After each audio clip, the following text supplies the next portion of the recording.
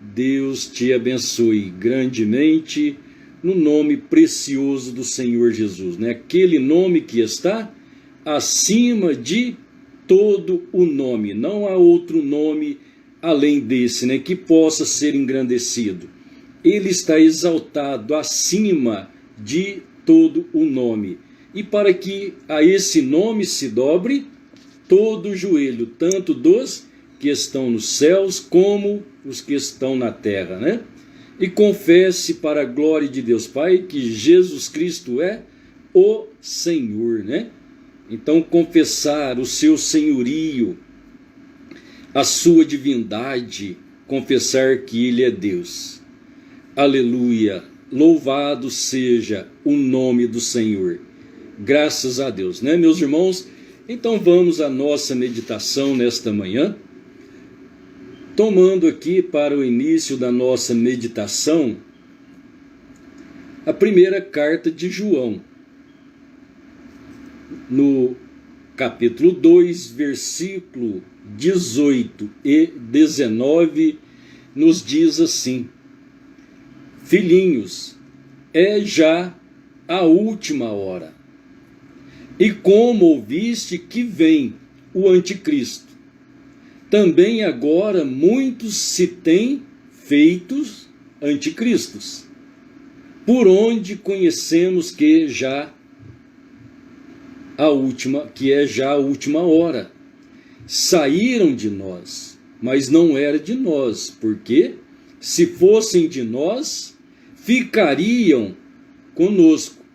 Mas isto é para que se manifestasse que não são todos de nós. Amém. Louvado seja Deus. Vamos pensar nesta manhã então, é já a última hora. Que assim então o nosso bondoso Pai Celestial nos ajude com muita inspiração, né? Então vamos voltar a nossa mente às Escrituras, saber que já é a última hora. Agora nós poderíamos imaginar que isso foi dito pelo o apóstolo João, né?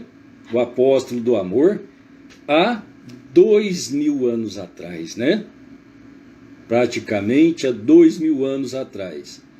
Há umas burlações aí no calendário, mas não entendemos muito disso não, né? Então vamos deixar assim mesmo, né?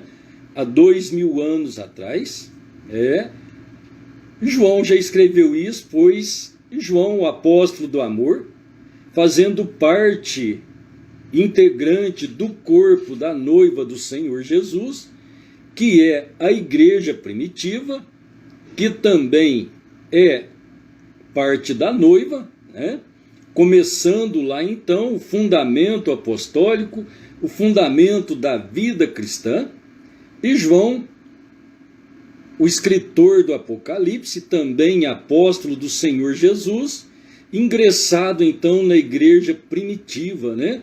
Como apóstolo do Senhor. E então, depois de receber as visões de Apocalipse, ainda estar escrevendo esta carta,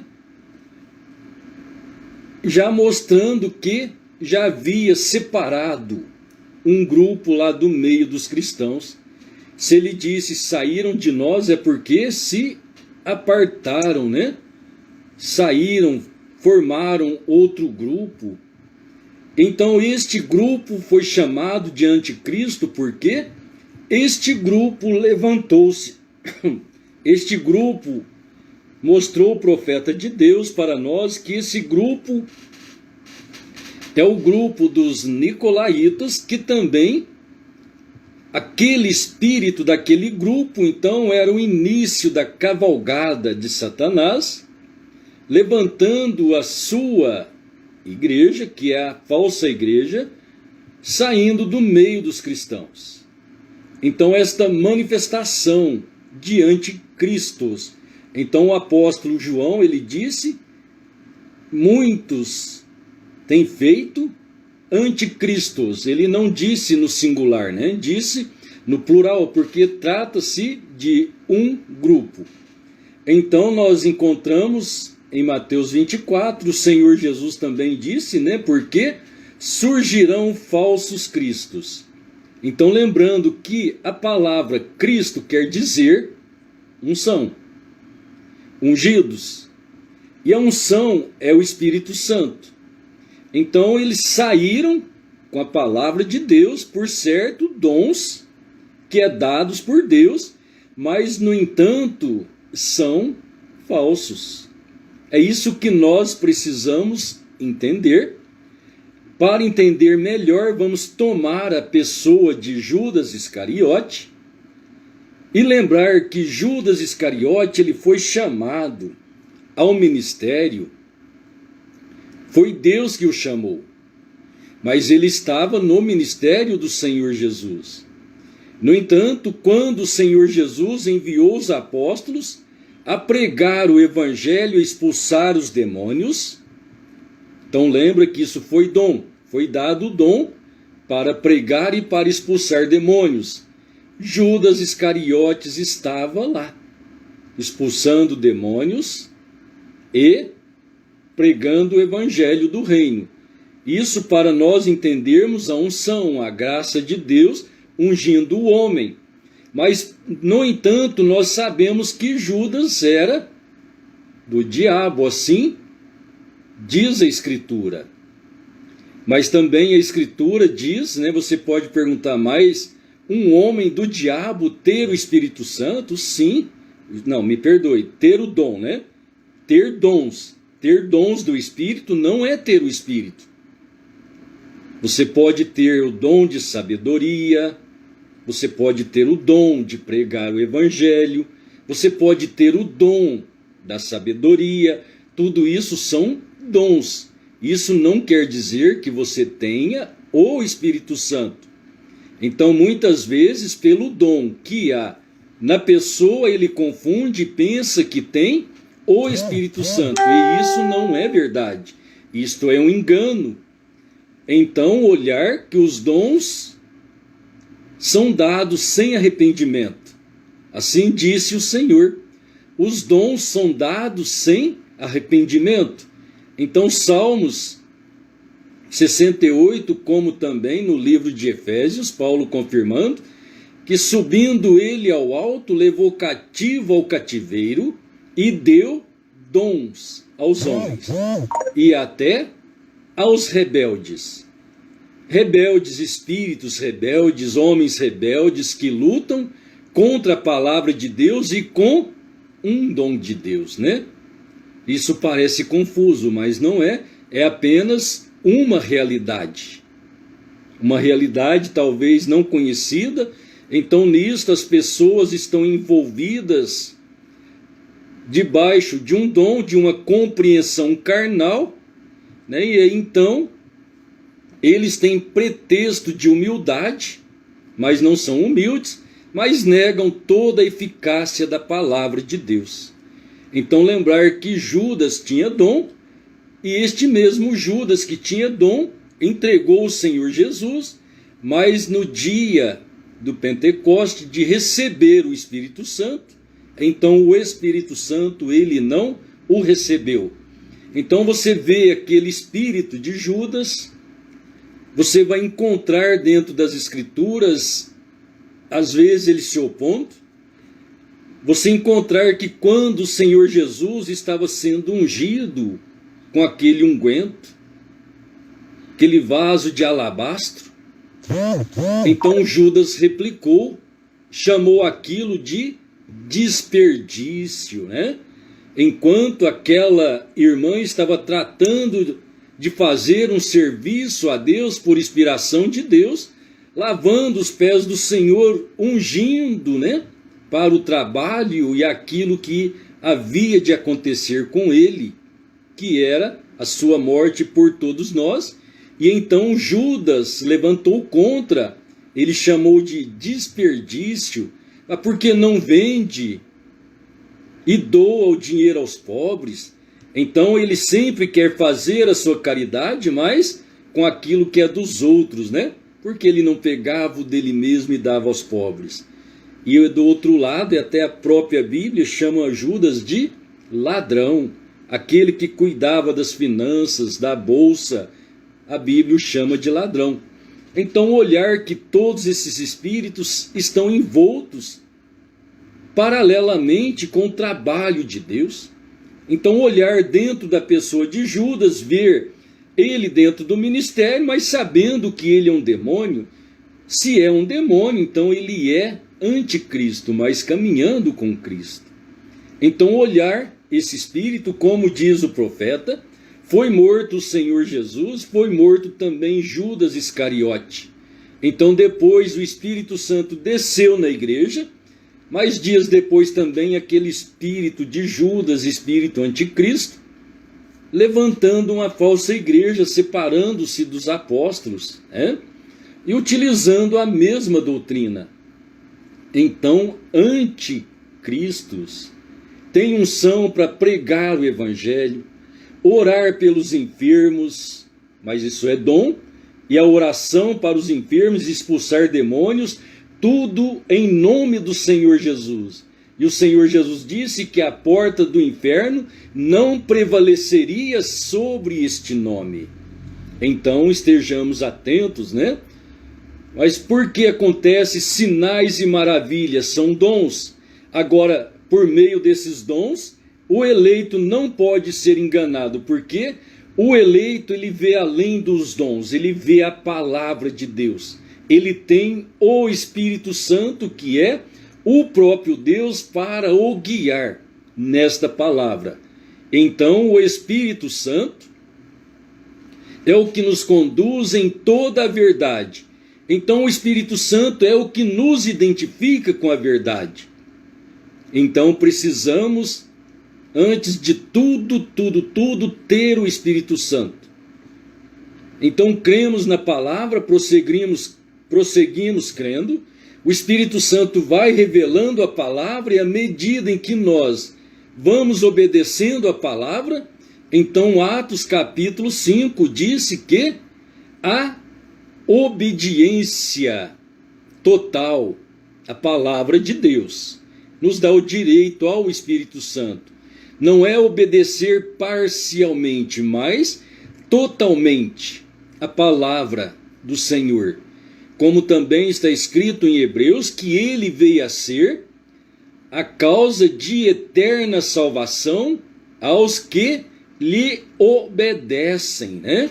Então, sem obediência à palavra de Deus, não há Espírito Santo, não há vida eterna. Então o Senhor Jesus disse: aquele que me ama, guarda os meus mandamentos. Quais são os mandamentos do Senhor? Novo ou Velho Testamento? Não, toda a palavra de Deus, ela é a palavra de Deus. Desde Gênesis a Apocalipse, ela é a palavra de Deus para os filhos de Deus.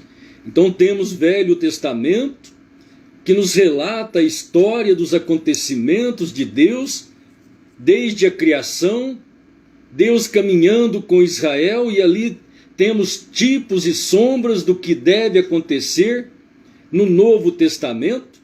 Então aqueles tipos e sombras mostrando o trabalho futuro de Deus, e muitas vezes, né, ou na maioria das vezes, vamos encontrar as respostas de tipos e sombras daquilo que é falado em figuras, em tipos, que está dentro de Apocalipse, dentro do Novo Testamento. Então temos que ir lá atrás, dentro do Velho Testamento, ver o que aconteceu, para que assim nós possamos entender a linguagem profética.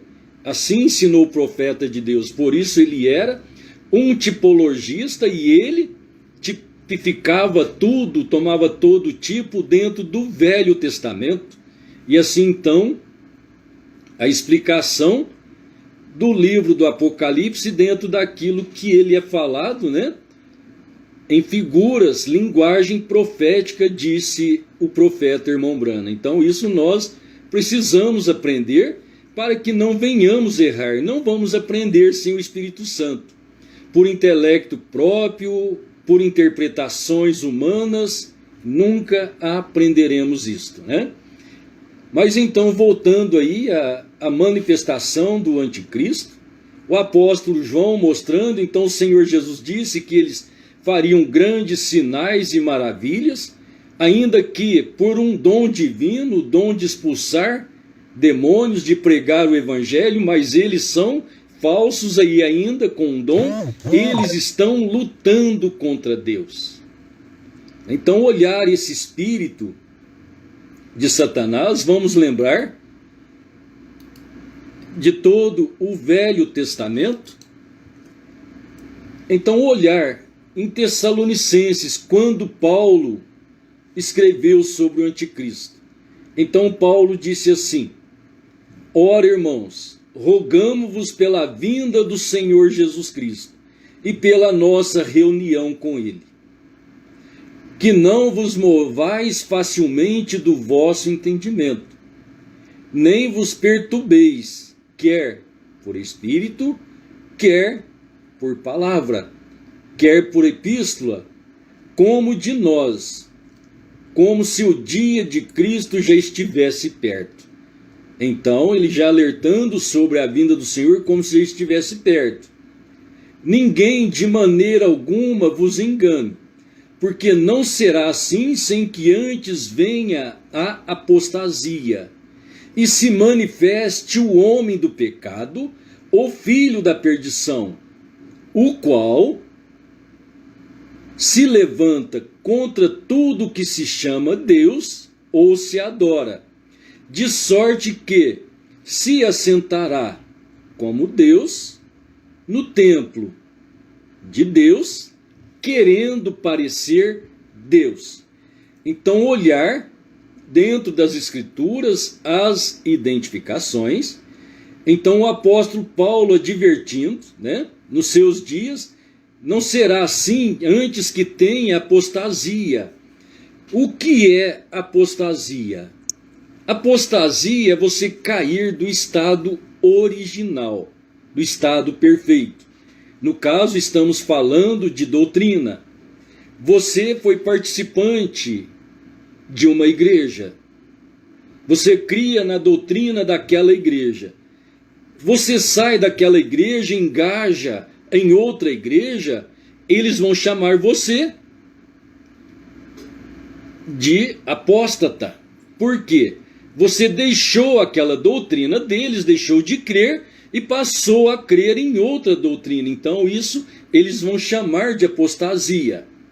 Então vamos descobrir a maior apostasia de todos os tempos, apostasia de maior contaminação que contaminou o mundo.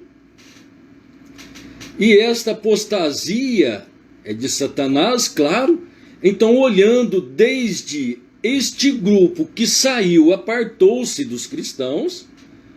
Então, este grupo é o grupo de Satanás.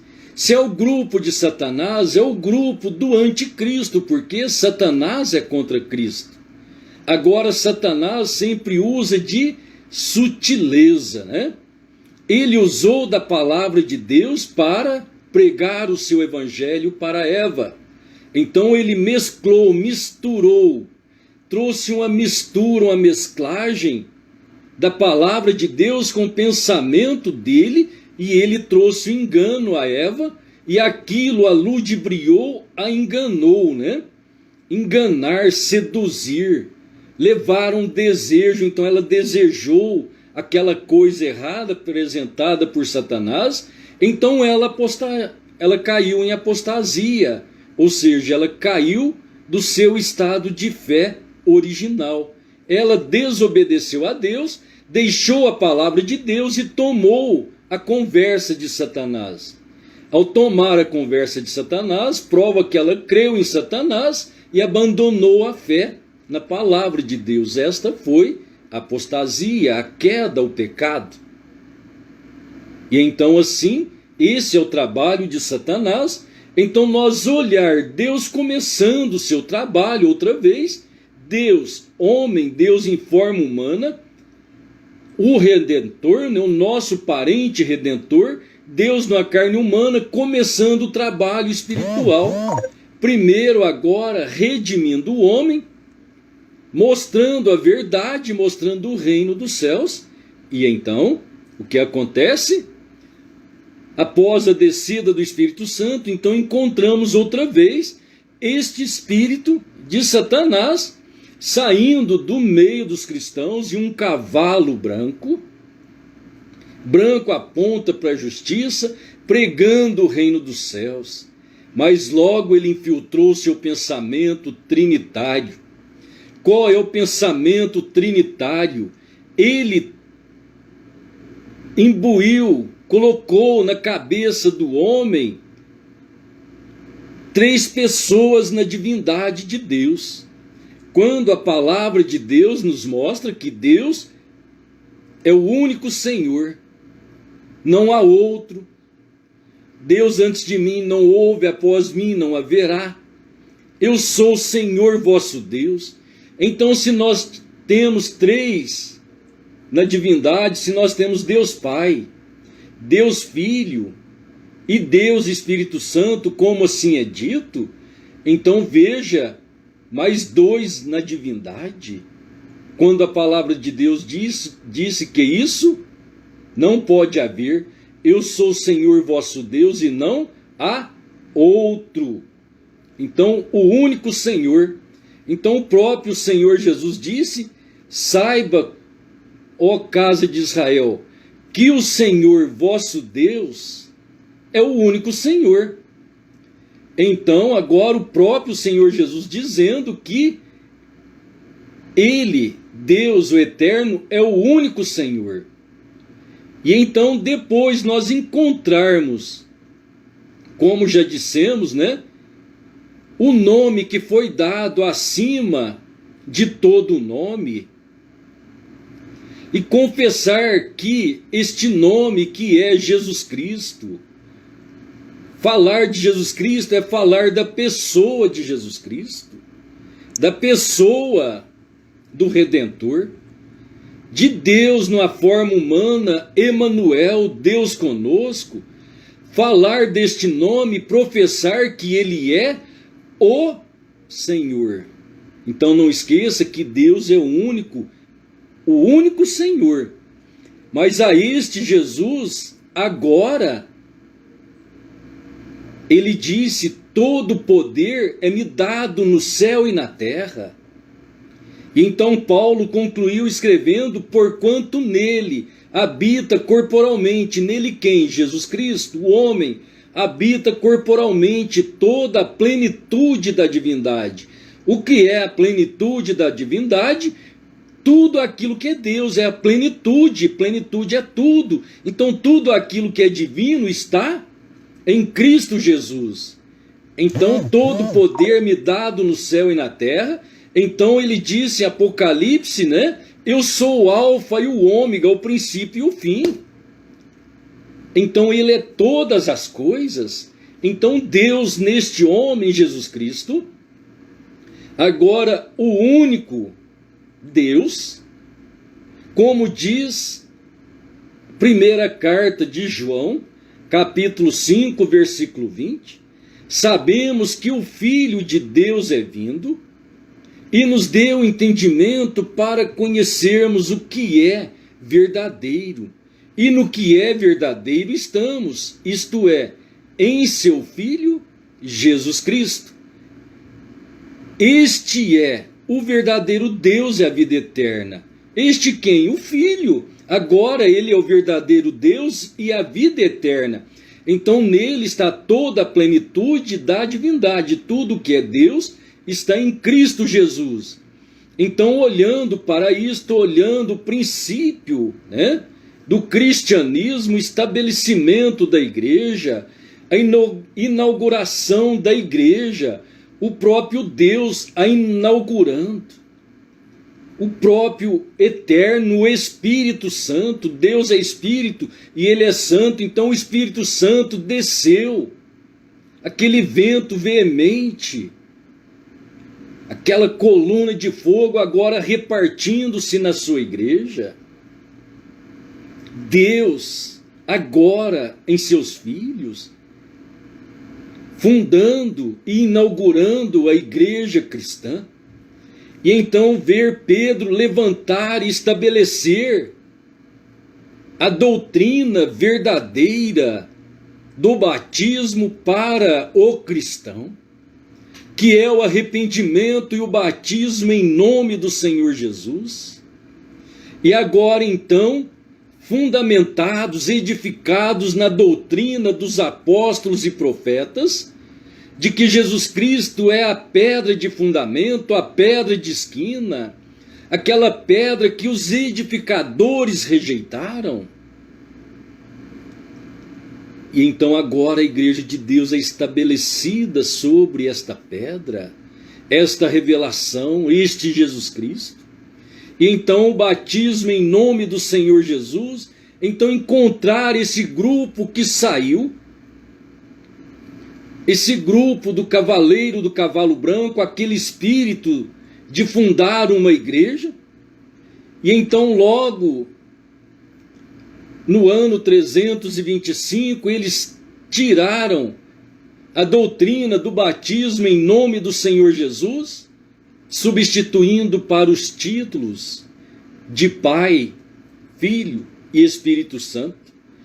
Então veja logo aí a queda do estado original, da doutrina original. Então Paulo advertiu: cuidado, porque primeiro tem que vir a apostasia, e esta apostasia trinitária, deste sistema nicolaíta, este sistema nicolaíta do cavaleiro do cavalo branco, que é falsos cristos. Então, quando você ouve falar do falso Cristo, do falso profeta e a besta, isso não quer dizer que será 3 homens, um homem será o anticristo, outro homem será a besta. Não. A besta quer dizer poder. Anticristo quer dizer contra Cristo. Todos quantos, isso falando individual, não falando de sistemas, falando individual, pessoalmente, cada pessoa que debate e rebate a palavra de Deus, ele é um anticristo. Isto é sério, isso é duro de dizer, mas é a verdade. Se nós não cremos 100% na Escritura, isso é um espírito de anticristo. Quando a palavra de Deus diz que a mulher não pode pregar o evangelho, e ela está tratando de fazer uma obra a Deus lá no púlpito pregando o evangelho, ela pode fazer isso? Pode, claro. O homem tem o direito de fazer o que ele quer. Deus lhe deu a livre-arbítrio. Está certo? Não, não está certo. Mas ele pode? Pode. Deus não impede, mas ele vai ter que responder. Então os ministros que colocam as mulheres ali vão responder por isso. A mulher que quer estar ali, ela vai responder por isso. Então perceba que ela está contra a palavra de Deus, pois Paulo disse: não permito, porém, que a mulher ensine, e nem tem autoridade sobre o marido. Agora, se ela não pode ter autoridade sobre o marido, como ela vai estar lá no púlpito pregando, tendo autoridade sobre o marido dela, e sobre o marido das outras, e sobre as outras?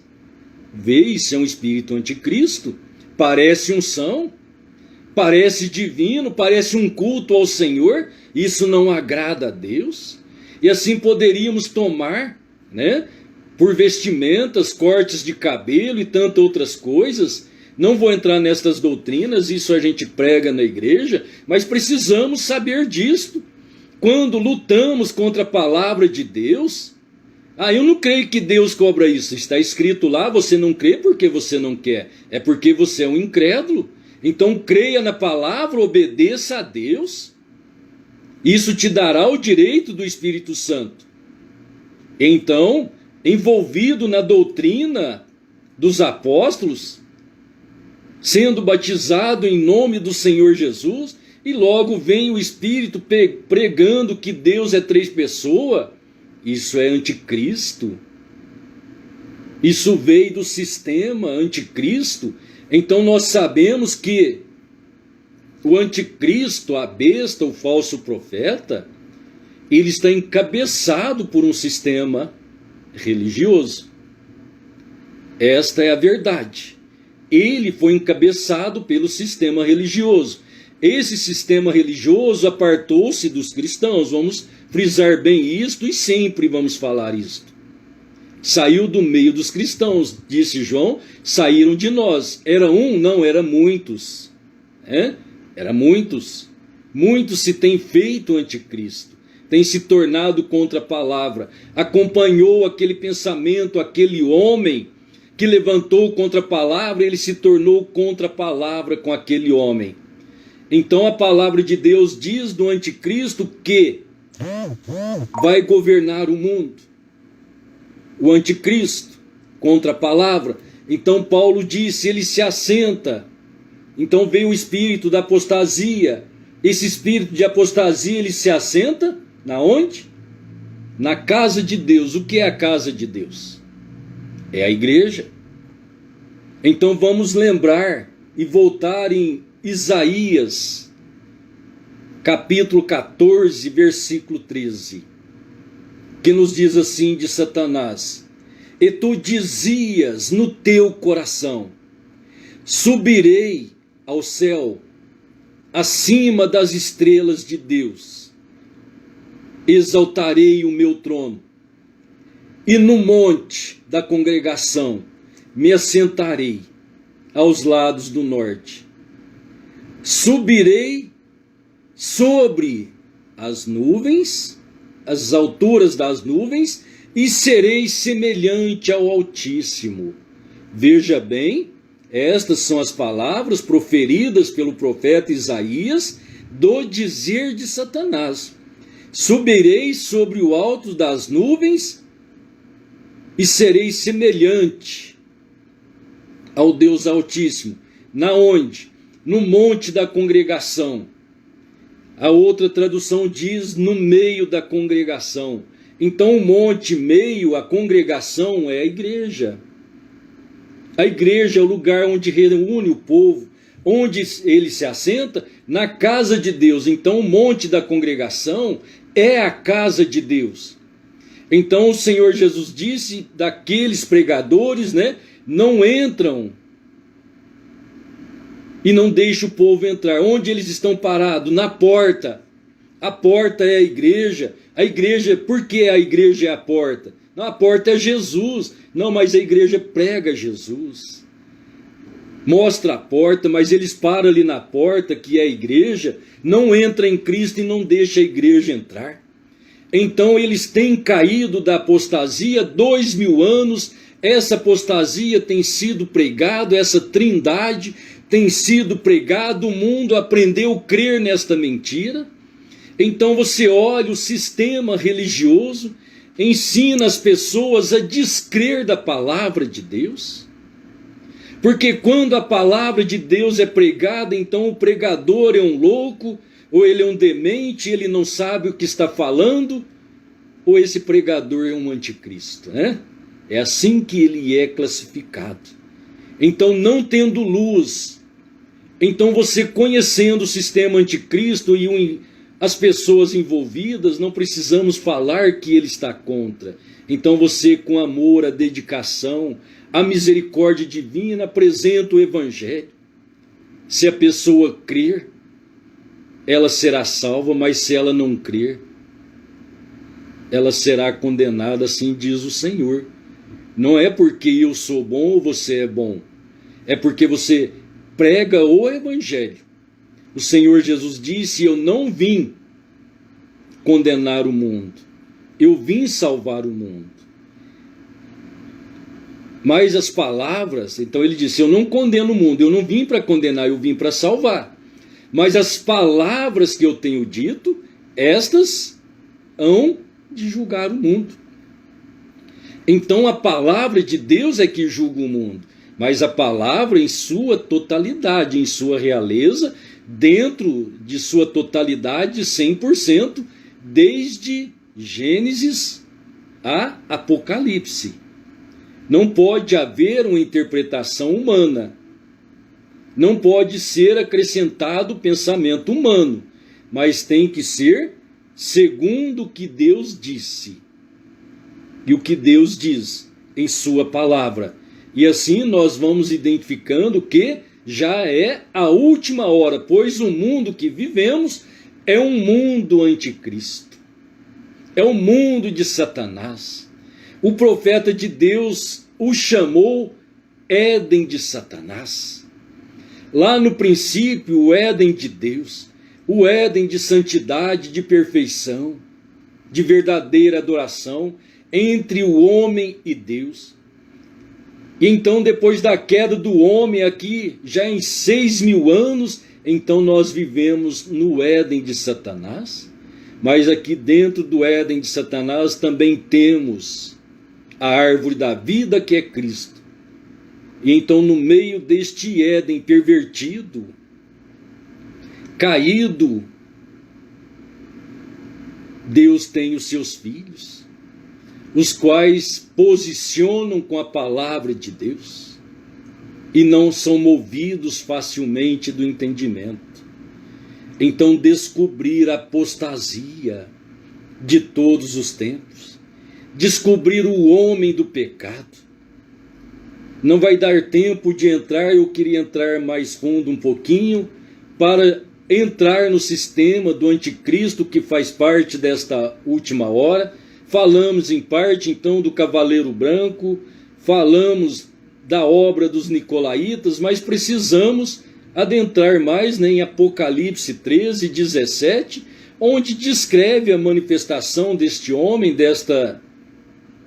deste sistema, e este sistema que tem abarcado o mundo inteiro e está preparando para engaiolar o mundo religioso debaixo de suas asas. É tudo o que ele está preparando.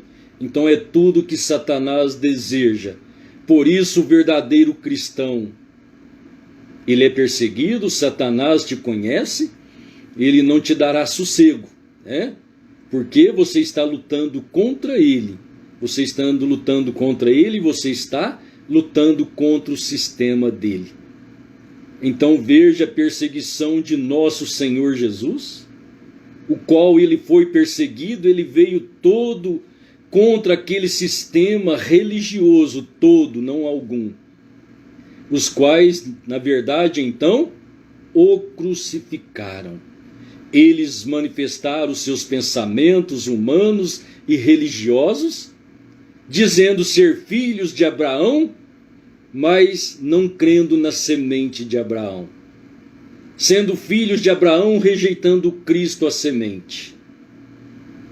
E então, eles se postaram, manifestaram como anticristos, crucificando-o.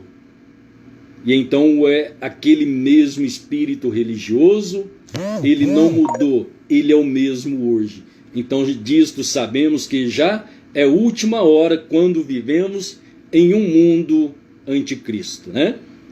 Mas e as religiões, tudo fala de Cristo. Então, os sacerdotes, nos dias do Messias, nos dias do Senhor Jesus, falavam da lei, mas eles tinham quebrado a lei por suas tradições e seus credos. Ou seja, eles diluiu a lei, invalidou, acrescentando os pensamentos doutrinários. Então, o Senhor Jesus veio apresentando a graça, cumprindo a lei, e então eles rejeitaram o Messias. E este é um quadro que nós vivemos nesta hora, da mesma coisa. Que assim Deus nos ajude e nos mantenha com a sua palavra. Mas para sermos mantidos com a palavra de Deus, não pode ser sem o Espírito de Deus. A palavra mata, mas o Espírito vivifica.